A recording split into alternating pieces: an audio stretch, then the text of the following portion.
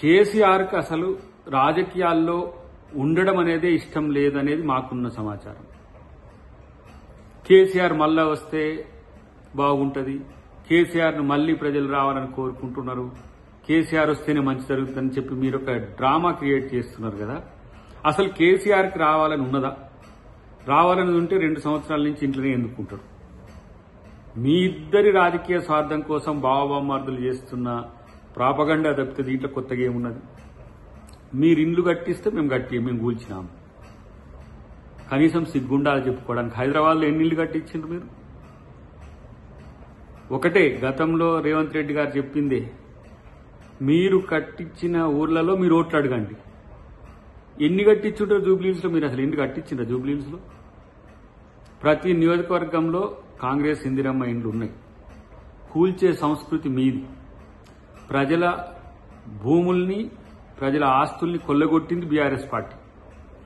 ఇలా హైడ్రా పేరు మీద అవినీతి పరుల భూములు కూలుస్తుంటే మీ గుండెల్లో గుబేలవుతున్నాయి. పేదల ఇండ్లు కూలిస్తే వాళ్ళకు ప్రత్యామ్నాయంగా ఇచ్చే ప్రయత్నం ఈ ప్రభుత్వం చేస్తుంది. ఎంతకని అబద్దాలు ఆడతారుగా?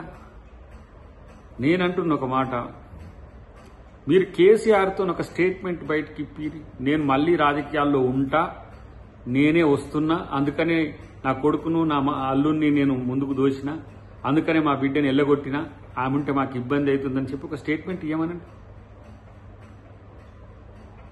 ఏదో 100 మాగదుల చుట్టూ మీరిద్దరు చేరినట్టు మీకు డప్పులు కొట్టుకోవడం తప్పితే ఇంకొకటి మీ మాట మాట్లాడేటోళ్ళు లేడు. ఆ విషయం గమనంలోకి లేదు మీకు అసలు ఫస్ట్. కాబట్టి ఇంకా మీరు చేసిన అవినీతిని జనం ఏదో మర్చిపోతారని చెప్పి మా మంత్రుల మీద ఏదో బట్టగాల్చి మీదేసే ప్రయత్నం చేస్తున్నారు. మీ 3 శాఖల్లో జరిగిన అవినీతే 3 నుంచి 4 లక్షల కోట్ల పైచిలుకు జరిగింది. ఒకవైపు 7 లక్షల కోట్ల అప్పులు చేసిండ్రు, 3 లక్షల కోట్ల పైచిలుకు అవినీతులు చేసిండ్రు. తెలంగాణను తెగనమ్మడానికి కుట్రలు చేసిండ్రు. అందుకనే ప్రజల్ని మిమ్మల్ని కూల్చిండ్రు. ఆ విషయం మీకు బోధపడనంత కాలం అది మీకు తెలిసింది. ఆల్రెడీ ఎమ్మెల్యే ఎలక్షన్స్ లో మిమ్మల్ని మైనర్ పార్ట్నర్ గా చేసి 39 సీట్లకు పడేసిండ్రు. తర్వాత జరిగిన ఎంపీ ఎలక్షన్స్ లో మీకు 0 సీట్లు రావడమే కాకుండా ఎమ్మెల్యే ఎలక్షన్ లో కంటోన్మెంట్ కూడా ఓడగొట్టినా కూడా ఈ కింద పడి కూడా పైకి లేచి పైన చేయబెట్టి నేనే గెలిచినా అనే రకం కాబట్టి మిమ్మల్ని ఎవరు కన్విన్స్ చేయలేరు.